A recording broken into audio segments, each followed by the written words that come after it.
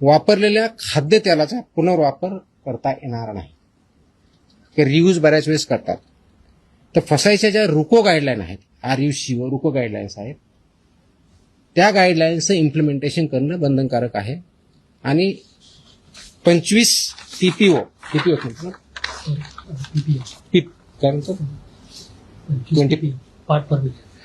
त्याच्यावरती जर गेलं तर ते वापरता येत नाही. आता ठळकपणे आपल्या टेक्निकलच्या ऐवजी नॉर्मल भाषेत म्हणायचं तर त्या तळताना किंवा तेल जे आहे हे ज्यावेळेस करतात त्यावेळेस फ्लेम्स येतात, तर ते 25% जास्त असतं. वास यायला लागला 25% वरता असतं. काळं दिसायला लागलं 25% वरता, विच इज डेंजरस. त्याचे प्रिव्हेंट ते वापरताच येत नाही. ते करण्यासाठी एजन्सीज आहेत, त्यांना ते सेल करायचे आणि त्याने ते मार्केटच्या बाहेर न्यायचे. एकाने कोणतरी विकायचं, दुसऱ्याकडे वापरायचं किंवा दुसरा यूज करणार त्याला द्यायचं, हे याच्यामध्ये बंधनकारक आहे. त्याच्यामुळे रुको गाईडलाईन्सचं सुद्धा इम्प्लिमेंटेशन करणं अपेक्षित आहे.